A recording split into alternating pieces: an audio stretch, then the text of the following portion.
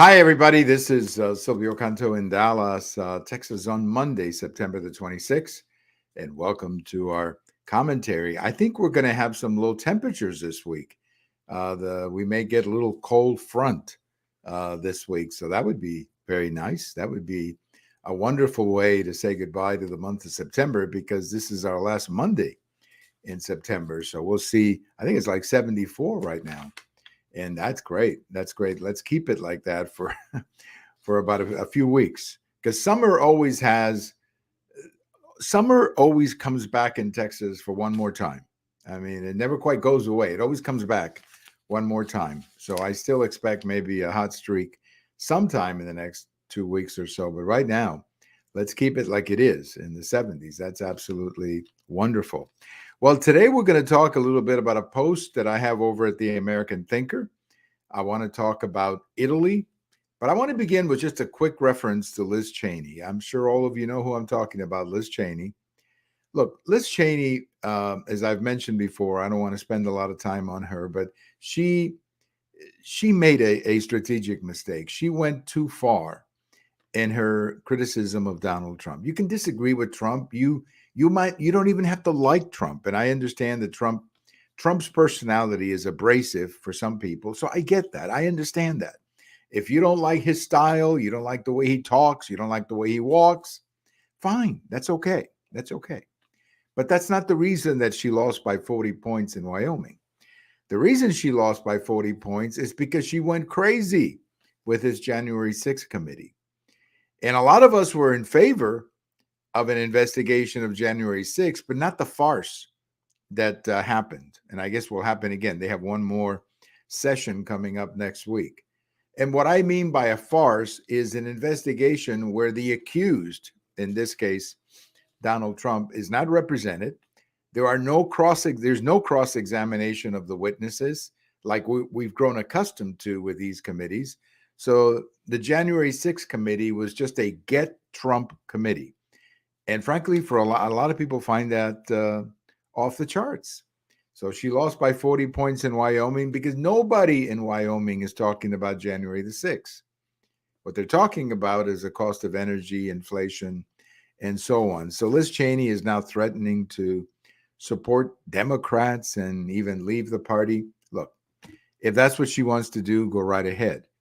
But maybe what she needs to do is maybe just go away for a few months and rethink her strategy because hating Trump is not enough.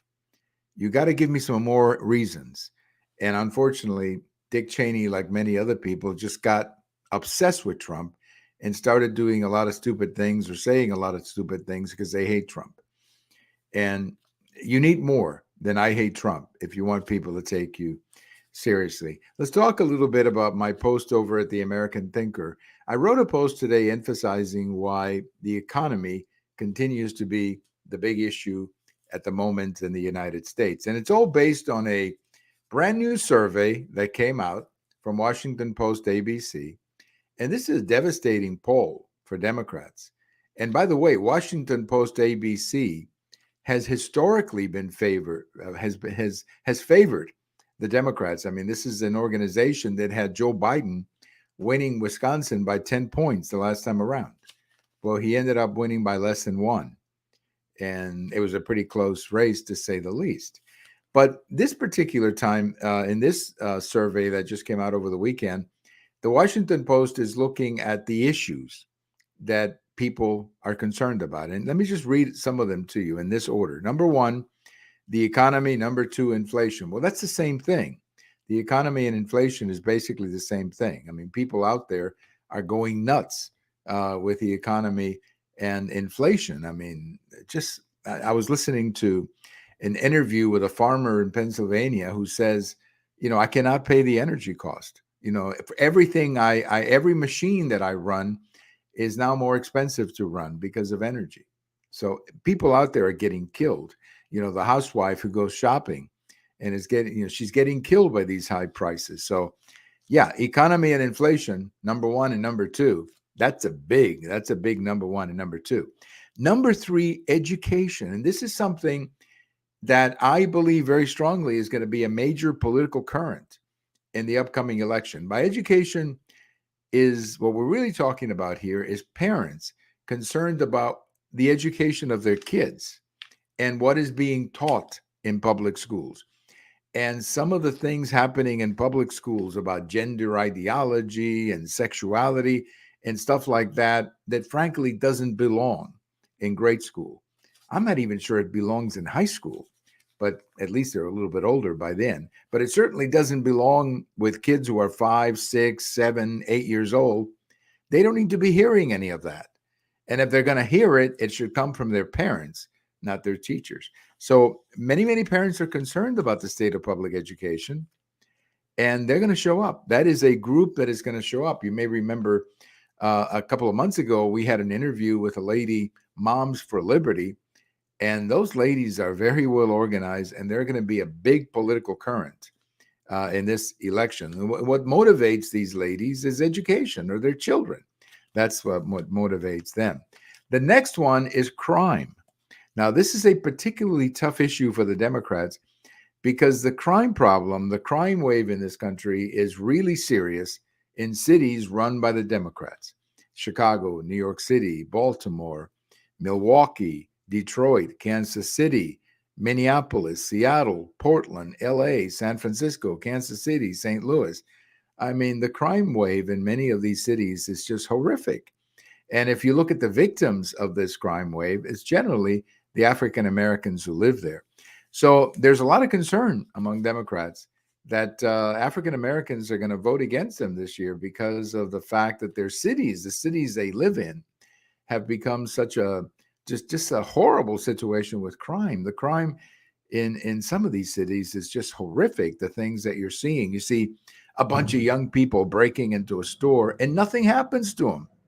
Nothing happens to them. They have them on video, and yet for whatever reason, nothing happens to them. Or if anything happens to them, they're back in the street the next day.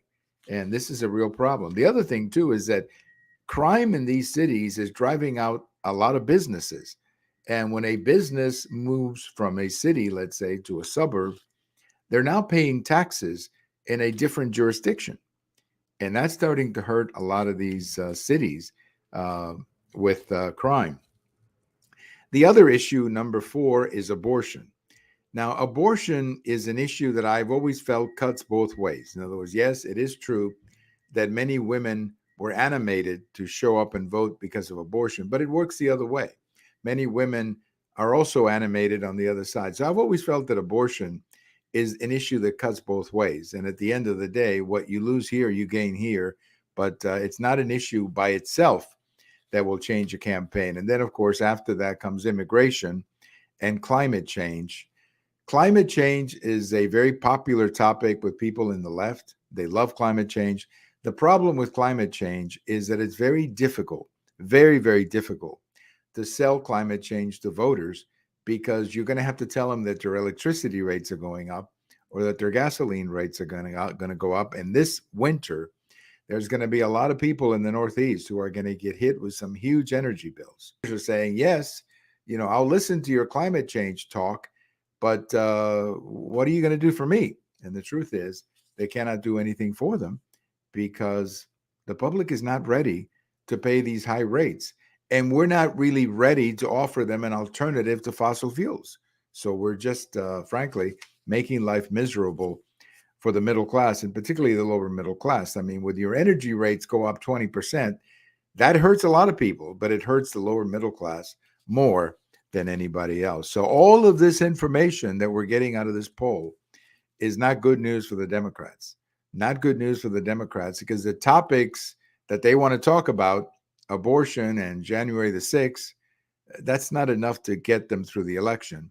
But the topics that they don't want to talk about, the economy, inflation, education, crime, those are the topics driving a lot of the voters this year. So that's why, we continue to believe that the first Tuesday of November is not going to be a happy day for the Democrats. Let's talk about what's happening in Italy. If you've been following the news, you've heard that Italy will have or will soon have a new prime minister. I'm not sure if the new prime minister has been named yet. They have a parliamentary type system. So I think some of these coalitions have to come together. But more than likely, the new prime minister of Italy, almost 100% chance from what I understand, is going to be a lady named Giorgia Meloni. Giorgia Meloni, I should say. Giorgia Meloni. Meloni, that sounds like the name of a third baseman that I used to remember watching baseball. But this lady comes from the right, and she is part of a group called Brothers of Italy or something like that. And she's from the right.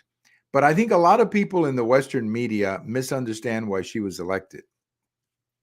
The reason she was elected is because it's not because she's Mussolini. It's not that she wants to bring back Mussolini or something like that, or that she wants to become a right-wing dictator. That's not, I think, why she won.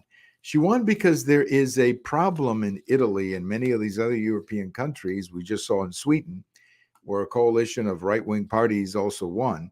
What we're really seeing is a rebellion against the administrative state or the bureaucracy, and in this case, the European Union. And I think a lot of Italians are saying, wait a minute, it's our country. We should do what we want to do. We shouldn't be dictated by the European Union. The other thing that is a very strong point in this lady's agenda is that she's pro-life, she's pro-family, she rejects all of this LGBT agenda, and she's simply saying that illegal immigration has to be controlled, that you simply cannot have people coming into your country without some kind of control. So yes, a lot of people in the Western media are going to turn this lady into like Mussolini, but she's not. She's not. She's actually, if you listen to her, and I've had a chance to watch a couple of her videos here in the last couple of days, she sounds like a very reasonable lady from the right who loves her country and wants to protect their identity and wants to protect their culture. She wants to protect Italian culture. And that's what I think is behind all of this. Although, as I said, she's going to be getting a lot of criticism that she's a Mussolini and this is right-wing stuff. I don't buy any of that. I think that her reasoning is a lot different than what we're hearing about. But she's clearly a very interesting lady, and you may see more people like her in Europe, as I say, in Sweden, and I think you'll see it in other countries as well. And this winter, with the price of energy going up in many of these countries, it's going to be fascinating to see how the country reacts to the European Union, a lot of these socialist policies that have probably had literally put their countries down for the last 15 or 20 years. Well, on this day in history, one of the most interesting baseball stories, Nolan Ryan pitched his 5th no-hitter. Now, it was dramatic, of course, because that was the first time that anybody had gone 5 no-hitters. Sandy Koufax had 4, and Nolan Ryan now had 5. The amazing thing about Nolan Ryan, though, is that he got number 6 and number 7 10 years later. So Nolan Ryan was just an amazing physical specimen who could pitch for as long as he did. And that's why it's so difficult to break his records, particularly his total strikeouts and 7 no-hitters. I mean, it's going to take somebody who pitches for a long time to be able to do that. I had the opportunity to watch number 5 on TV, especially the last 3 innings, and it was exciting, to say the least. Nolan Ryan, number 5, on this day in 1981. Thank you for listening. This is Silvio Canto in Dallas, and we'll talk to you later. Bye-bye, everybody.